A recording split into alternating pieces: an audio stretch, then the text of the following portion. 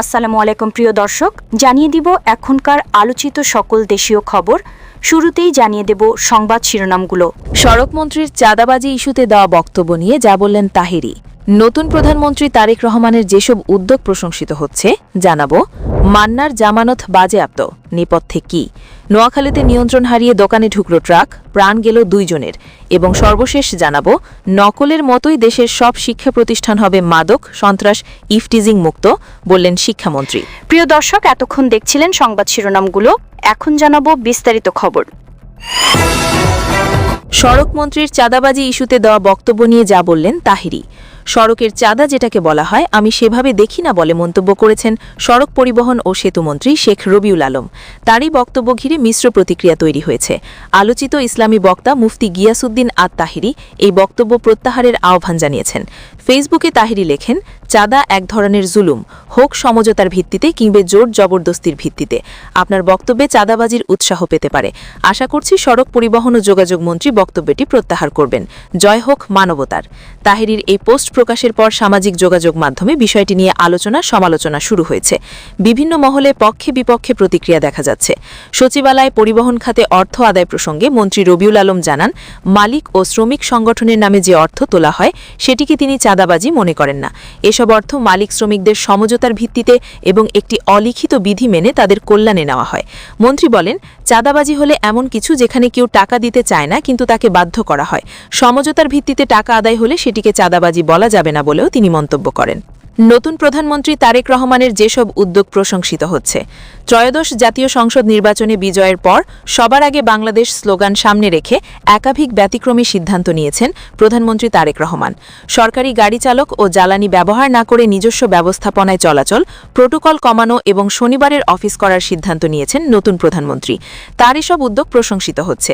এখনও পর্যন্ত নতুন প্রধানমন্ত্রী ব্যতিক্রমী যে সিদ্ধান্তগুলো নিয়েছেন সেগুলো হচ্ছে, প্রধানমন্ত্রী তারেক রহমান তার ব্যক্তিগত গাড়ি, নিজস্ব চালক ও নিজের কেনা জ্বালানি ব্যবহার করবেন তার চলাচলের জন্য। জনদুর্ভোগের কথা মাথায় রেখে প্রধানমন্ত্রীর গাড়ি বহরে আগে 13 থেকে 14টি গাড়ি থাকত, সেই বহরে গাড়ি কমিয়ে 4টিতে নামিয়ে আনা হয়েছে। প্রধানমন্ত্রী চলাচলের সময় সড়কের 2 পাশে পুলিশের সারিবদ্ধ অবস্থান নিতে হতো আগে, সেই প্রথা বাতিল করা হয়েছে। প্রধানমন্ত্রী রাষ্ট্রীয় অনুষ্ঠান ছাড়া সাধারণ চলাচলের গাড়িতে জাতীয় পতাকাকে ব্যবহার না করার সিদ্ধান্ত নিয়েছেন।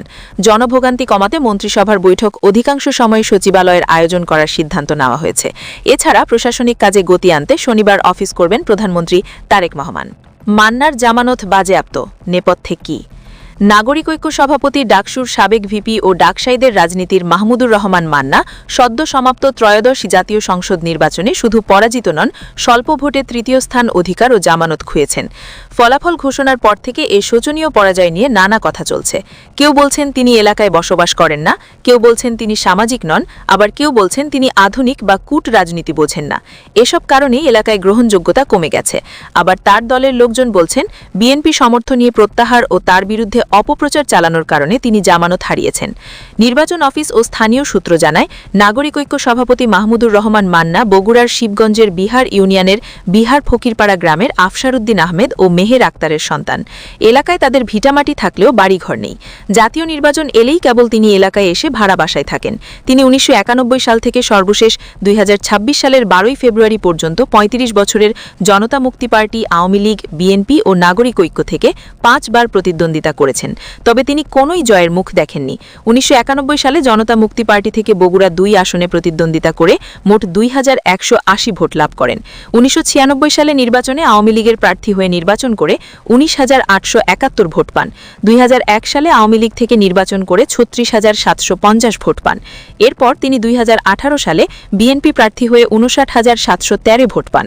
সর্বশেষ 12 ফেব্রুয়ারি নির্বাচনীয় দল নাগরিক ঐক্য থেকে প্রতিদ্বন্দ্বিতা করে 3,426 ভোট পান।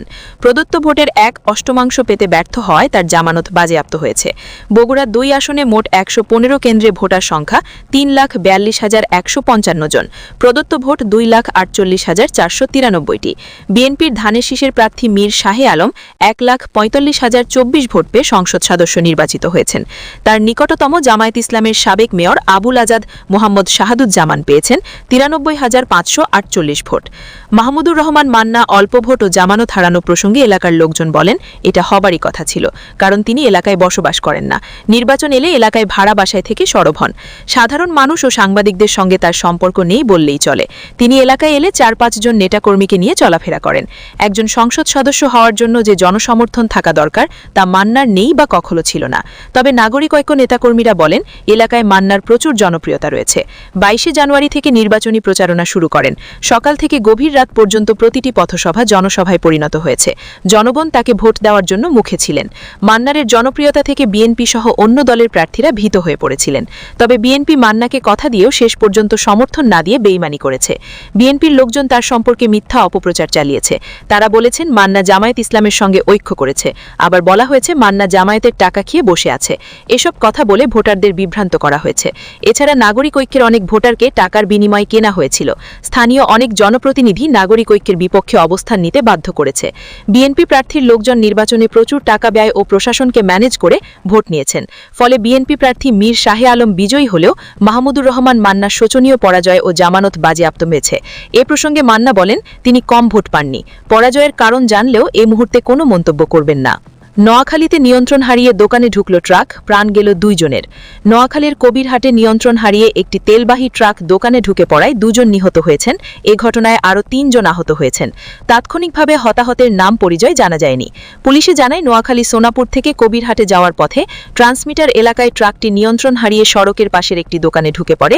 এতে ঘটনাস্থলেই 2 জন নিহত হন এবং আরও 3 জন আহত হন। দুর্ঘটনার পর ক্ষুব্ধ এলাকাবাসী সড়ক অবরোধ করেন। পরিস্থিতি নিয়ন্ত্রণে পুলিশ ঘটনাস্থলে অবস্থান করছে। এ বিষয়ে বিস্তারিত পরে জানানো হবে বলে জানিয়েছে পুলিশ।